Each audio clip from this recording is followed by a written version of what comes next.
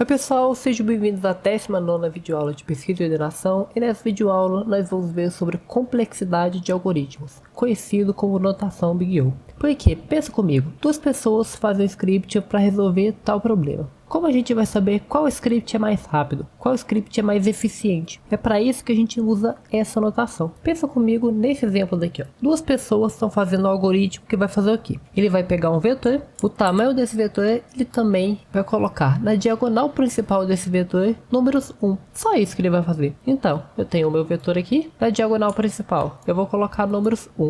Fazer isso daqui. Coisa bem simples, né? Então, o que poderia acontecer? A primeira pessoa, ela identificou aqui o que? As colunas e as linhas, elas têm o mesmo número, né? Então, primeira coluna, segunda coluna com a segunda linha, terceira coluna com a terceira linha, elas têm o mesmo número. Então, o que ela fez? Ela fez um for só e fez aqui, ó, vetor com a linha e a coluna igual, vai ser 1. Perfeito. Só que a outra pessoa, ela não teve esse raciocínio. Ela fez isso daqui, ó, dessa forma daqui, ó. Tem o for que vai de 0 até o tamanho do vetor, né? Um outro for dentro dele que vai de 0 até o outro tamanho do vetor. E depois ela verifica aqui, ó, é igual. Se a linha e a coluna forem iguais, você vai fazer o quê? Colocar o número 1. Perfeito, né? Bom, os dois algoritmos estão fazendo a mesma coisa. Esse aqui está colocando na diagonal principal números 1 e esse aqui também. Só que você concorda que esse segundo exemplo daqui, ele é menos eficiente que esse primeiro daqui? Porque pensa comigo, se o vetor for de tamanho 10, esse for daqui vai rodar 10 vezes. Esse daqui vai rodar 10 vezes e o for dentro dele também vai rodar 10 vezes. No total, isso daqui vai rodar 100 vezes. Só que 100 vezes para um computador é tranquilo, né? Então vamos supor aqui, ó. O tamanho do vetor é 1000, 1000 por 1000. Esse daqui, ele vai rodar 1000 vezes. Esse daqui, 1 milhão de vezes. Olha como que é muito maior. Esse algoritmo daqui, ele tá muito mais eficiente do que esse aqui, né? Enquanto esse daqui tá rodando 1000 vezes e já acaba, esse aqui tá rodando 1 milhão de vezes. Tá demorando muito. Se o computador da pessoa for fraquinho, vai demorar muito para acontecer o que ela quer. Mas como que a gente explica isso para outra pessoa? Como que a gente fala? Isso daqui, ó, ele tá rodando 1000 vezes só, enquanto esse daqui, ó, ele tá rodando 1 milhão de vezes. Como que a gente fala isso pra pessoa? Como que a gente fala que um tá rodando muito mais do que o outro? É nesses momentos que a gente usa a notação Big O, tanto para explicar a complexidade de algum algoritmo para alguém, como também para comparar. Que já adiantando, isso daqui tá rodando n vezes. Esse daqui tá rodando n ao quadrado. É isso que tá acontecendo, né, na realidade. Se eu coloco 1000, esse aqui roda tá rodando só 1000 vezes. Esse aqui 1000 vezes, 1000 vezes. Esse for roda 1000 vezes e a cada uma vez que ele roda, esse aqui roda mais 1000 vezes. Então esse aqui tá rodando n vezes, depende do tamanho do vetor que eu coloquei aqui dentro, né? Tudo depende do número que eu escrevi. Enquanto esse daqui tá rodando n ao quadrado. Você tá vendo que tudo varia com base no tamanho do meu vetor? Se eu colocar um vetor de tamanho 10, esse aqui roda menos vezes. Esse aqui também. Mas esse aqui roda mais vezes do que esse aqui. Se eu colocar um vetor muito grande, tipo 1 milhão, esse aqui vai rodar 1 milhão de vezes. Ele vai conseguir fazer. Esse aqui vai rodar tantas vezes que o computador nem vai dar conta de dar a resposta. Porque ele vai rodar 1 trilhão de vezes. Então, qual que é a complexidade desse algoritmo daqui? O de n.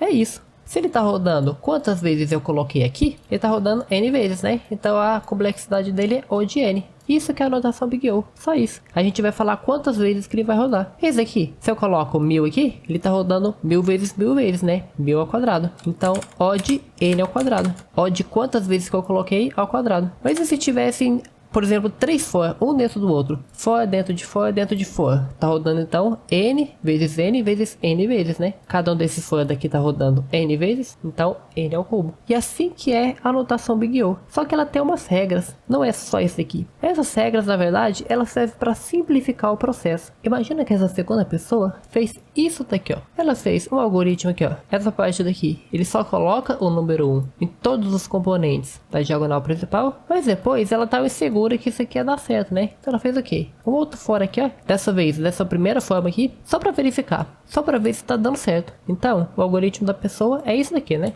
Ela tá colocando números 1 na nossa matriz aqui e depois ela verifica. Então, se a minha matriz ela tem 100 de tamanho, 100 por 100, esse daqui vai rodar 100 vezes 100 vezes. Então, 100 vezes 100 vezes, 10.000 vezes, né? Só que essa daqui, ó, vai rodar só 100 vezes. Então, esse daqui, você concorda comigo que tá rodando n vezes? Depende do tamanho que é a minha matriz. Então, a complexidade dessa parte do código aqui é o quê? O de n. Então, no meu código aqui, eu tenho o quê? Uma parte que é O de n ao quadrado e uma parte que é O de n. Esse aqui tá rodando n ao quadrado vezes, esse aqui tá rodando n vezes. Então, se chegar alguém e te pergunta, Qual que é a complexidade desse código aqui? Tudo isso aqui. Talvez você poderia pensar, né? Ah, é O de n ao quadrado e O de n. Ou se você quiser abreviar, você pode falar, ah, tem uma parte que é n ao quadrado e uma parte que é n. Então esse código daqui inteiro, o código todo, ele é O de n ao quadrado mais n. Porque ele tem uma parte que roda em n ao quadrado e uma parte que roda em n. Só que é aí que chega uma regra para facilitar a nossa vida. E essa regra fala o quê? Se tem duas partes aqui, ó, se o código ele tem mais de uma parte, o que você vai fazer? Só considera a parte mais pesada. É só isso, eu não preciso escrever desse jeito aqui não. Considera só a parte mais pesada. Então, entre n ao quadrado e n, a parte que mais vai pesar no computador, né, mais pode fazer ele travar, é essa parte daqui, né? Então, n é tão pequeno perto de n ao quadrado que a gente nem precisa considerar ele. A gente pode só ignorar ele. A gente só considera as maiores partes do programa. Então, se alguém te perguntar, qual que é a complexidade desse programa daqui? Você não vai falar que é O de n ao quadrado mais O de n. Ou senão, O de n ao quadrado mais n. Você vai simplesmente falar o quê? É O de n ao quadrado. E a pessoa já vai entender o que? Ah, então esse código daqui, ele pode ter várias coisas. Só que a parte mais pesada do código é n ao quadrado. Então se esse código ele me pedir um número, e eu dar esse número, ele vai executar o quadrado desse número que eu coloquei ali dentro. Se ele me pedir um número e escrever 100, ele vai executar 10.000 vezes. Mas e essa parte daqui, né? Talvez você poderia estar pensando, né? Ah, mas essa parte daqui, ela não tá pesando? Ou ela tá pesando, né? Vamos apagar tudo isso aqui para falar a verdade. Vamos deixar o código mais simples possível. Um código que vai pedir um número pra gente, a gente vai escrever e ele vai falar aqui o número que a gente escreveu. É um código muito simples, né? Só que aqui, ó,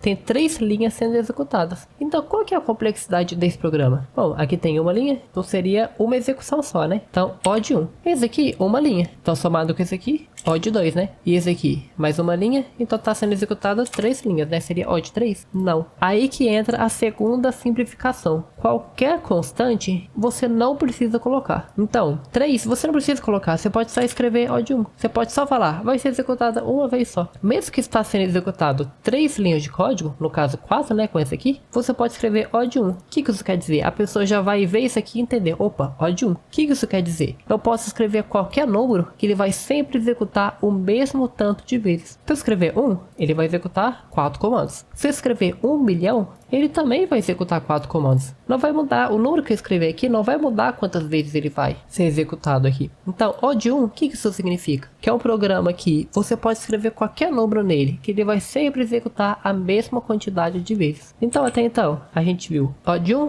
O de n ao quadrado. Então vamos supor que depois disso, você fez esse programa daqui, ó, que ele vai mostrar todos os números desse vetor aqui. Então se ele vai mostrar todos os números desse vetor, ele vai percorrer o tamanho do vetor, né? O tamanho do vetor é n. Então, dependendo do número que eu escrever aqui, ele pode executar menos ou mais vezes. Isso aqui é O de n, como a gente já viu, né? Mas se eu escrever isso aqui, ó, executa só até a metade, não precisa mostrar o vetor inteiro não. Você mostra só até a metade. Agora você pode estar pensando, então você vai executar só até a metade. Isso aqui é O de n dividido por 2. Só que lembra que a gente não escreve constante? Constante a gente não vai escrever. Então isso aqui a gente também chama de O de n. Mesmo que isso daqui vai ser executado menos do que n vezes, se eu escrever 1000, ele não vai executar 1000 vezes, né? Ele vai executar só 500 vezes. Só que não tem importância. O de n é para falar que o quê? Dependendo do número que você colocar aqui dentro, ele vai executar mais vezes. É basicamente só falar isso. Ele não quer falar quantas vezes vai executar. Ele não está falando que realmente vai executar n vezes aqui dentro. Isso daqui só serve para indicar que o quê? Se você escrever 2 vezes mais aqui dentro, ele vai executar 2 vezes mais. Tem mais ou menos essa proporção, eu não preciso seguir certinho. Então se eu escrever 1000, vai executar 500 vezes. Se eu escrever o dobro de 1000, 2000, ele vai executar o dobro de vezes, 1000 vezes. Isso aqui é só para falar que proporção mais ou menos que ele segue. A mesma coisa vale para isso daqui, ó. O de log de n. Parece assustar, né? Mas o que isso daqui tá falando? Vamos supor assim, ó. Eu vou pegar um número e dividir ele por 2 o máximo de vezes que eu conseguir. Então, por exemplo, eu vou pegar o número 32 e vou dividir ele por 2 o máximo de vezes que eu conseguir. Então, dividir uma vez, 16. Mais uma vez, 8. Mais uma vez, 4. Mais uma vez, 2. Mais uma vez, 1. Pronto, parei. 32 eu dividi 5 vezes, né, por 2. Mas e se eu dobrar isso aqui? Eu colocar no meu programa o número 64. Você concorda que ele só vai ter que dividir por 2 mais uma vez? Então aqui, ó, eu dobrei a entrada, mas ele só teve que fazer um funcionamento a mais só. Você teve que dividir por 2 uma vez a mais só. Por quê? Porque log de 64 na base 2 é 6. Ou seja, vai seguir mais ou menos essa proporção daqui. Só que olha aqui, aqui é log de base 2, né? Então por que eu escrevi só log? Por que eu não coloquei assim, ó, log de base 2? É porque lembra que constante não é considerada? Então a gente só ignora. Qualquer número, na verdade, a gente vai ignorar. A única coisa que vai importar é o expoente que está aqui e esse 1 daqui. É só isso. Ou se não, se for O de n elevado a 3, aí também importa, né? Porque a diferença disso daqui para isso daqui é muito grande, né? É porque, na verdade, esse n elevado a 3 nada mais é que o quê? N vezes N vezes N. Ou seja, na verdade, nem tem esse 3 aqui, né? Só tem N's multiplicando. Mas a gente não escreve 2N como se fosse N mais N, porque lembra que a gente falou lá no começo da aula. Se é N mais N, a gente só vai considerar a parte mais pesada. Como os dois têm o mesmo peso, né? Ambos é N, a gente só considera a primeira aqui, ó. Pronto. É isso que acontece. Por isso que a gente não considera constantes. Então, se a gente tem alguma ideia de ficar dividindo as coisas, sempre dividir para facilitar, ou esse tipo de coisa, a maioria das vezes vai ser log de N. Mas também tem esse tipo de algoritmo daqui, ó. N vezes log de N. O que isso quer dizer? Que ele vai executar N vezes e cada uma dessas N vezes ele vai executar um log de N vezes. Como assim? Esse algoritmo daqui, ó, a gente já viu que ele é log de N, né? Porque dependendo da entrada que eu colocar aqui, como eu tô sempre dividindo por 2, se eu dobrar a quantidade de vezes aqui, ó, eu dobrar a quantidade do número que eu coloquei, ele só vai ter que dividir por 2 uma vez a mais só, né? Mas e se eu tivesse uma array com isso? Eu tenho uma array de n elementos, então, n elementos, e cada um desses elementos eu vou dividir ele aqui. Então, eu vou fazer essas divisões aqui por 2 uma vez, depois de novo, depois de novo, de novo, de novo, por n vezes, né? Então, ele vai ter que rodar esse log de n vezes. Por fim, tem duas complexidades que também são famosas, que é o O de 2 elevado a n e o O de n fatorial. Esse 2 elevado a n, esse n fatorial daqui, não são tão fáceis de conseguir ele. Só que o que acontece? Imagina o seguinte algoritmo. Ele vai pedir a quantidade de moedas que tem e ele vai imprimir quais as possibilidades que tem para tais moedas. Por exemplo, vamos supor que eu coloquei 2 moedas. Então ele vai imprimir aqui, ó, cara e cara, pode ser cara e coroa, coroa e cara, ou coroa, coroa. Então aqui, ó, eu digitei 2, ele imprimiu as possibilidades para essas moedas. Se eu digitasse 3, ele ia entender que o quê? Tem 3 moedas, então ele imprimir as possibilidades para essas 3 moedas. Então cara, cara, cara, pode ser cara, coroa, cara, e assim vai. Ele vai imprimir todas as possibilidades. Só que cada moeda tem 2 possibilidades, né? Que é ou ela tá virado pro lado do cara, ou ela tá virada pro lado da coroa. Ou seja, se eu coloco 2 moedas, eu vou ter 2 elevado a 2 possibilidades, 4 possibilidades. Se eu colocar 5 moedas, eu vou ter 2 elevado a 5, 32 possibilidades. Tá vendo aqui, ó? Eu aumentei pouquinha coisa o número, né? Ele já aumentou bastante, ó. Se eu colocar 10 moedas, 2 elevado a 10, 1024 possibilidades. Então tá vendo que com base no número que eu coloco aqui, ele aumenta numa proporção muito grande. E que proporção que é essa? 2 elevado ao número de moedas que tem. Então isso que seria um algoritmo de 2 elevado a n. Ele não precisa seguir esse número certinho, não precisa ser. Se eu coloco 10, ele dá 1024. Ele tem que ser algo mais ou menos dessa proporção. E por fim, um algoritmo também muito pesado, que é o n fatorial. Que um exemplo seria algo bem parecido também. Imagina que eu vou escrever um texto e ele vai informar para mim quantas possibilidades eu tenho para embaralhar esse texto. Então ele vai colocar aqui, ó, todas as possibilidades. Dessa forma daqui, ó. Então olha aqui, que interessante.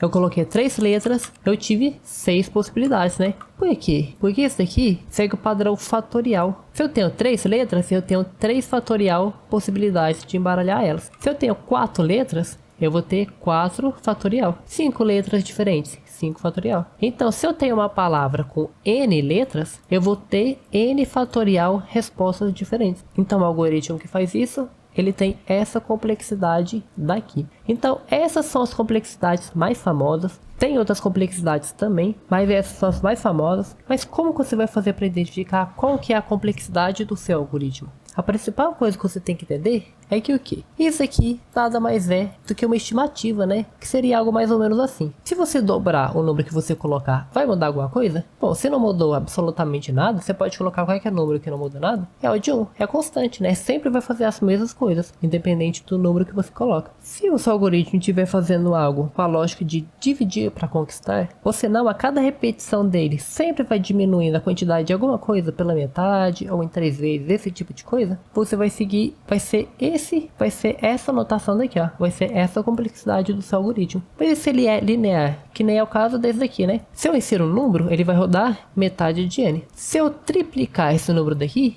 vai triplicar quantas vezes ele vai rodar. Ah, mas e se não triplicasse? Se segue mais ou menos essa proporção, não tem importância. Vai ser esse daqui a complexidade dela. Se eu triplico aqui, só que ele triplica e adiciona algumas coisinhas a mais, não tem importância. Pode ser essa complexidade daqui também. Mas e se eu estivesse fazendo algo assim, ó? Para cada número daqui dentro, eu estivesse sempre dividindo por 2 até chegar em 1. Bom, para dividir por 2 até chegar em 1, a gente vai seguir a lógica de dividir para conquistar, não é? Então, por exemplo, 32, eu dividido por 2, eu pego 16. Sempre a metade, né? Tipo, como se eu pegasse uma metade e jogasse a outra fora. Pego uma metade e jogo a outra fora. Se eu só sempre pegar a metade, eu estou dividindo, né? Eu estou sempre excluindo uma parte. Então, o que aconteceria? Se eu fizesse isso para cada número daqui, mesmo que seja pela metade ou pelo vetor inteiro, o que ia acontecer? Aqui dentro ia seguir log de n, né? Aqui de fora ia rodar isso quantas vezes? Ia rodar n dividido por 2 vezes, né? É esse que é rodar. Só que olha aqui, dividido por 2, a gente já viu que as constantes a gente ignora, né?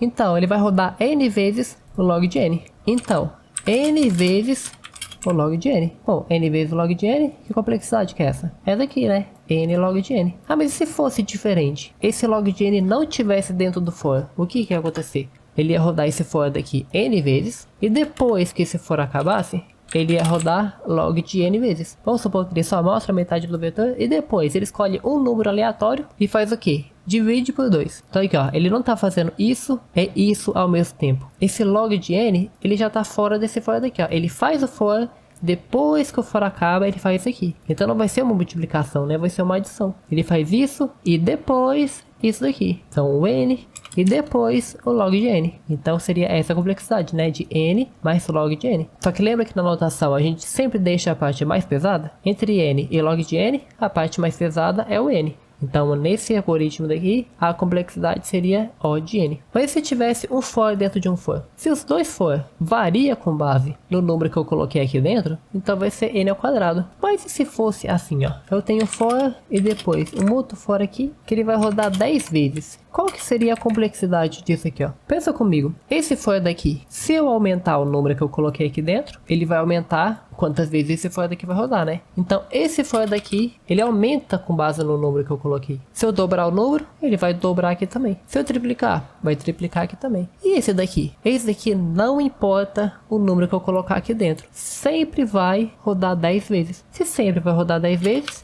ele vai rodar sempre 10 vezes, né? Sempre. Se ele sempre vai rodar 10 vezes, seria O de 10, né? Mas 10 a gente não escreve. A gente escreve O de 1. Então, quanto que é? N vezes 1. É n, né? Então, esse exemplo daqui ainda é O de n. Mas e se aqui fosse 10? Aí também a história já ia ser diferente, né? Porque olha aqui, ó. Aqui roda 10 vezes. Esse daqui vai rodar 10 vezes também. Então seria O de 10, que a gente escreve como O de 1, né? Vezes O de 10, que também é O de 1. O de 1 vezes O de 1. 1 vezes 1 é 1, né? Então isso daqui é constante. Mesmo que ele vai rodar 100 vezes, ele vai rodar 100 vezes de forma constante. Ele sempre vai rodar 10 vezes, independente do número que eu coloco aqui dentro. Não importa o número que eu colocar aqui dentro, ele sempre vai rodar 10 vezes. Então isso aqui é de forma constante, né? Sempre 100 vezes, então sempre vai ser O de 100. Só que O de 100 a gente não escreve, né? Então, O de 1. E assim vai seguindo. Se tiver 3 for, um dentro do outro, e os 3 variam com base no número que eu colocar, vai ser O de n ao cubo. Você faz um algoritmo que segue aquela lógica lá da moeda.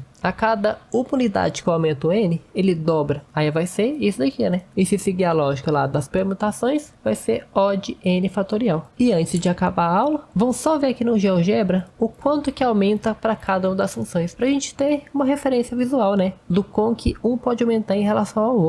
Então, esse primeiro daqui, ó, ele é o O de 1. Ele sempre vai ser constante, ó, independente do número que eu colocar aqui dentro dele. Então, se eu colocar 5, ele vai rodar a mesma quantidade de vezes de quando eu coloco 55, tá vendo? É uma linha reta. Esse daqui é o log de x. O log de x, observe que aqui no começo ele é quase constante. Eu coloco o número, ele roda uma quantidade de vezes. Eu coloco o número aqui, ó, 2 vezes maior, não muda tanto assim, né? A quantidade de vezes que ele rodou. Muda muito pouquinho. Eu dobro de novo e mudou muito pouquinho a quantidade de vezes que ele rodou, né? Eu dobro de novo, muda muito pouquinho, tá vendo? O log de n é um algoritmo muito otimizado também. Claro que tudo isso aqui varia com base no seu propósito, no algoritmo que você está criando. Mas e o O de x? O O de x, observe que aqui, ó, ele já aumenta bem mais, né, em comparação ao log de x. Olha aqui, ó. Enquanto no log de x eu dobro e quase não faz diferença, aqui no O de x ele já faz, né? Se eu dobro, ele dobra também. Ele segue mais ou menos essa proporção daqui.